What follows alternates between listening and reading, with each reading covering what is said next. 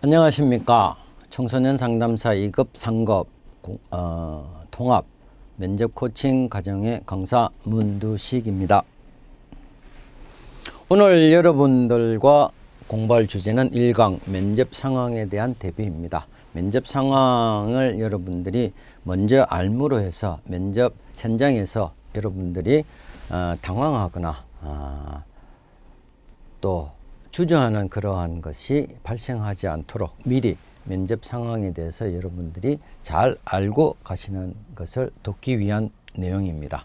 자, 중요한 목차는 면접 시험에 대한 개요와 관연도의 면접 시험 현황에 대해서 여러분들한테 말씀을 드리고, 면접 당일이 어떻게 면접 시험이 진행되는가 하는 순서에 대해서 여러분한테 말씀드리고, 또 면접관의 평가 항목 5가지를 여러분한테 소개시켜 드리겠습니다.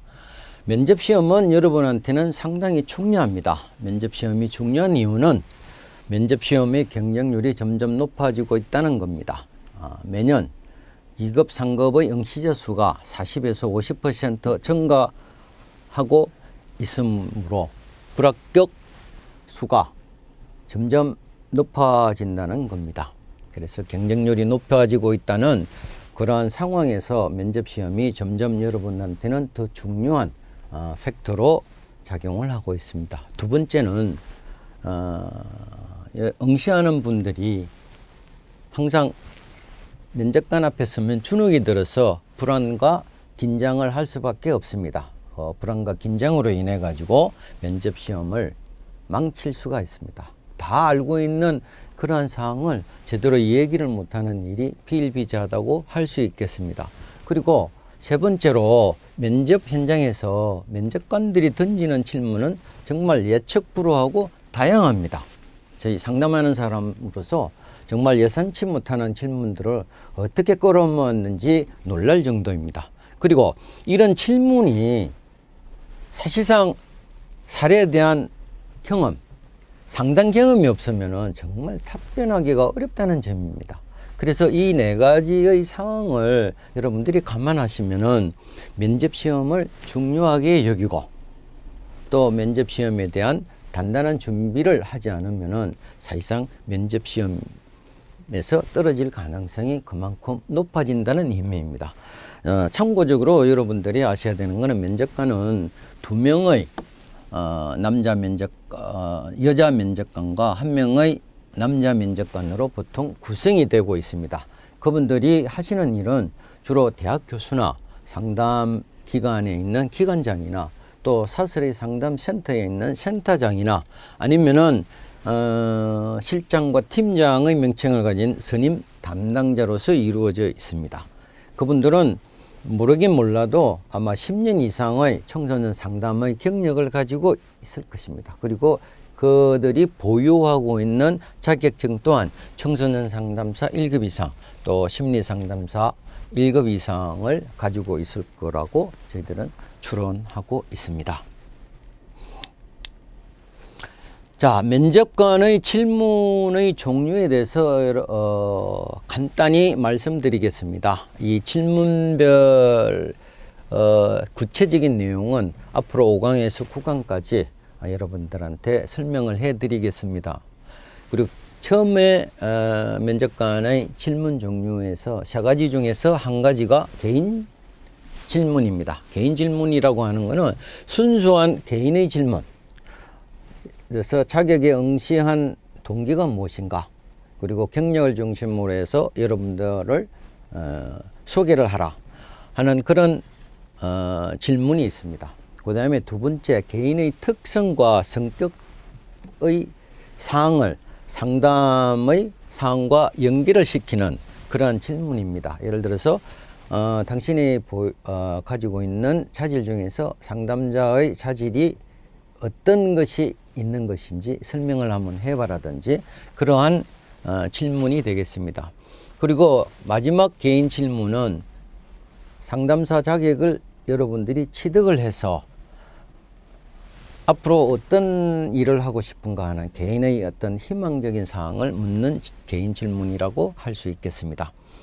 그리고 그 다음 주는 상담 관련 질문인데요. 구체적으로 말씀드리면은 상담 상황에서 여러 가지 상황이 벌어지고 있습니다. 거기에 대해서 상담자로서 어떻게 현명하게 대처할 수 있느냐 하는 능력을 재는 질문이라고 할 수 있겠습니다.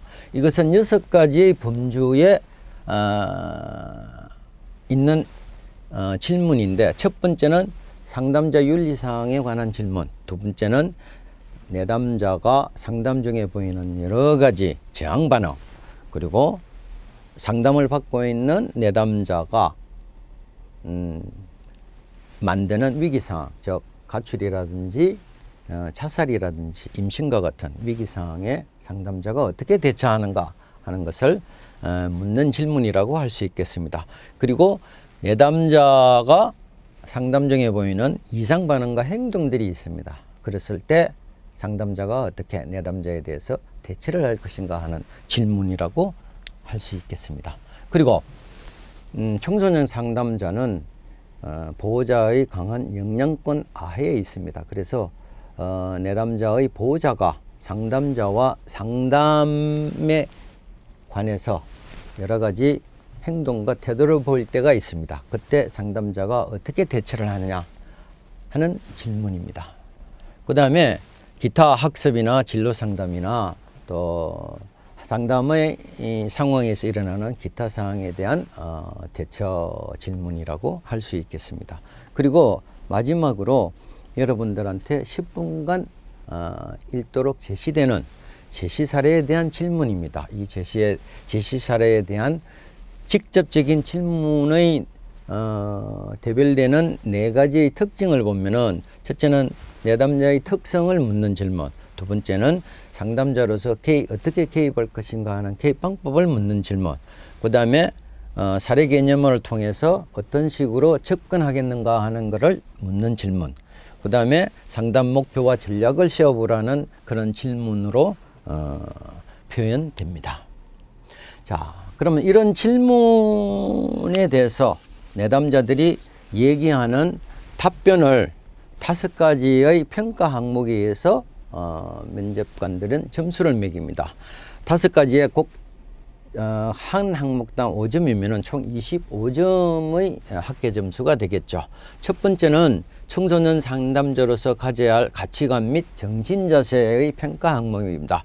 그래서 이기에 속하는 것을 정리해 보면은, 우선 응시자가 얼마만큼 청소년을 사랑하는가, 그러한 마음의 태세를 가지고 있느냐 하는 것을 측정을 하고, 두 번째는 청소년의 변화 가능성에 대해서 긍정적으로 생각을 하고 있는가, 그 다음에 청소년에 대한 관심과 이해와, 그리고 청소년의 언어와 문화, 그리고 청소년의 특징에 관한 지식을 얼마만큼 보유하고 있는가 하는 것을 재는 것이 1번 평가 항목이라고 할 수 있겠습니다. 다음으로는 상담을 위한 전문적인 수련 정도인데요. 이것은 여러분들이 상담자로서 얼마만큼 일을 했느냐 하는 경력 사항을 측정하는 것이 아니라 상담 이론에 대한 지식, 개입 방법에 대한 지식을 여러분들이 얼마만큼 가지고 있느냐 하는 것을 측정하는 것이고, 두 번째는 제시되는 사례에 대해서 얼마만큼 개념화를 빨리 해서 개입 방법을 결정하는가 하는 것을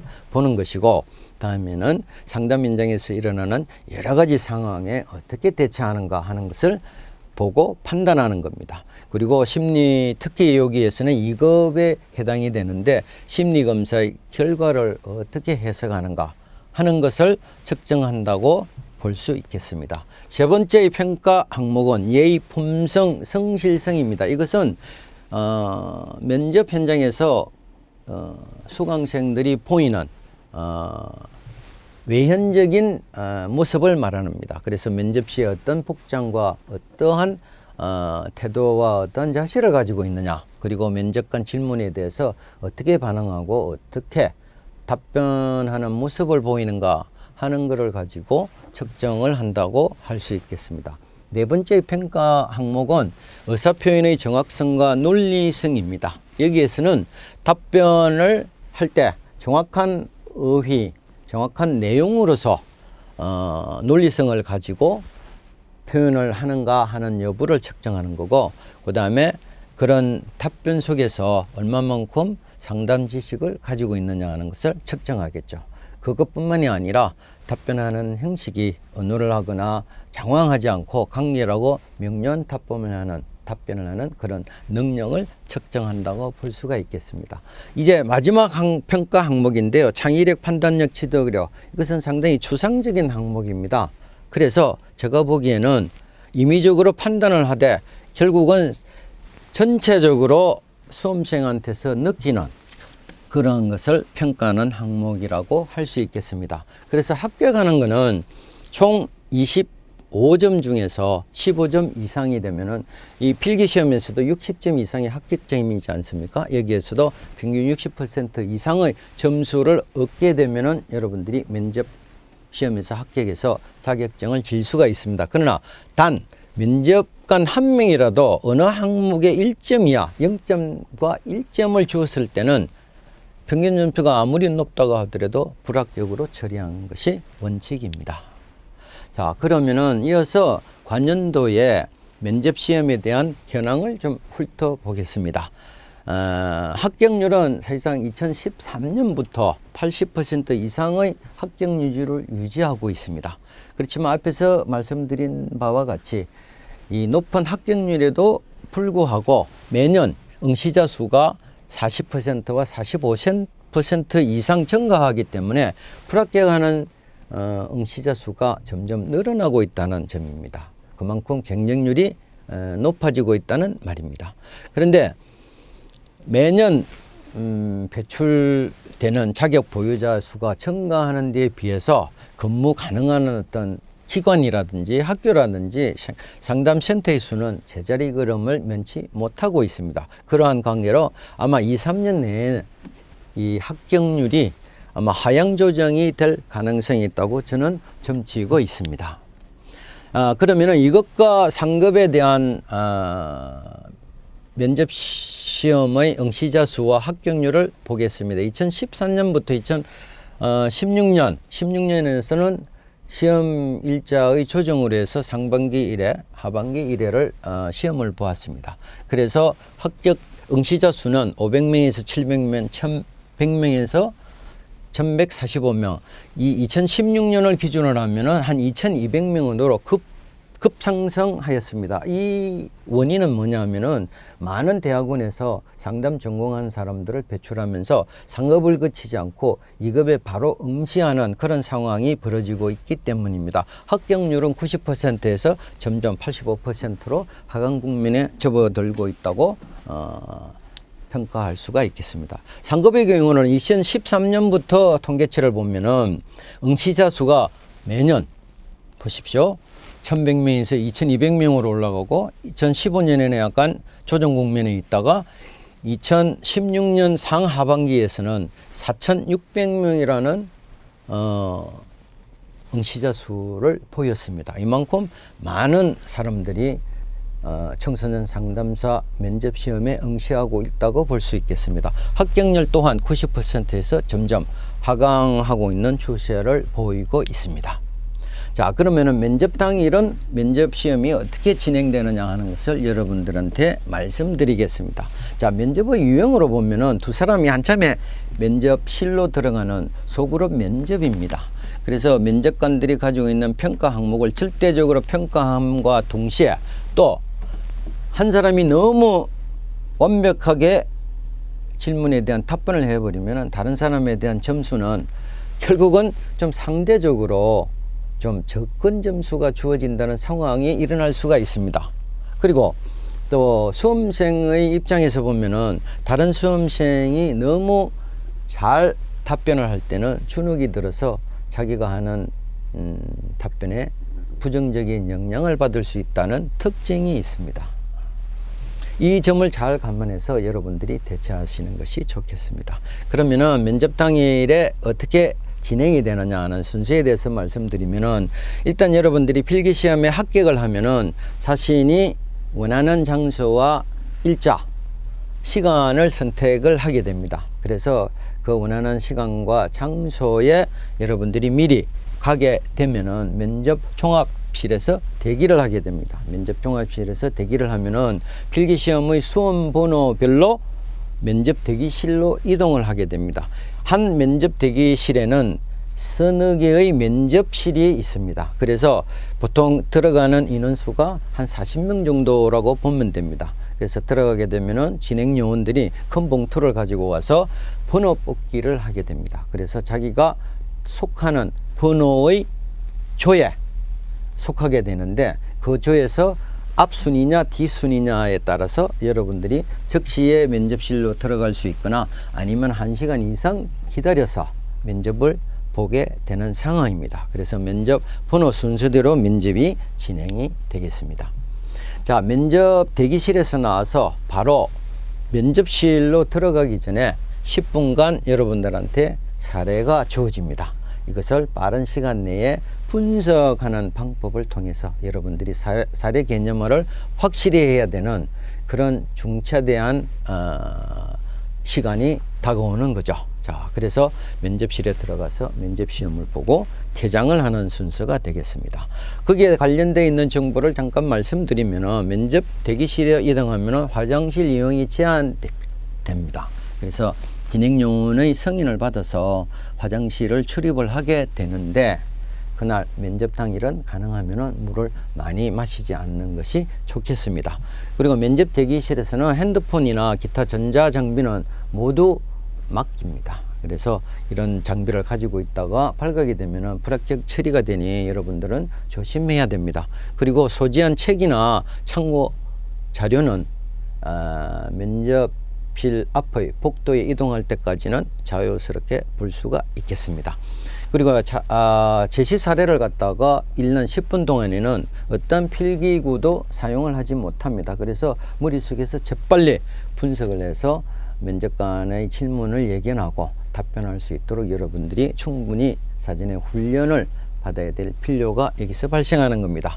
그리고 면접실에 들어가서는 면접 번호 이외에는 절대로 자기의 개인적인 신상 정보를 면접관한테 나타내서는 안 됩니다. 이것을 어길 시에는 불합격 처리가 됩니다. 자, 이것으로서 1강의 를 마치고 2강에서는 면접관의 질문 중에서는 포함을 했지 않았지만은 상담 관련 기초 지식을 알아보는 장입니다. 이것은 여러분들이 공부했던 필기시험에 공부했던 그 상담 책과 관련되어 있는 지식이 간혹 면접관에 의해서 질문이 되기도 합니다. 이것에 대비해서 2강에서는 공부를 하겠습니다. 그래서 빈도수가 많이 떨어지지만 사실상 여러분들이 정확하게 숙지를 하고 있어야만 면접관의 질문에 잘 대답할 수가 있겠습니다. 어쨌든 1강을 지금까지 들어주신 여러분 감사드립니다.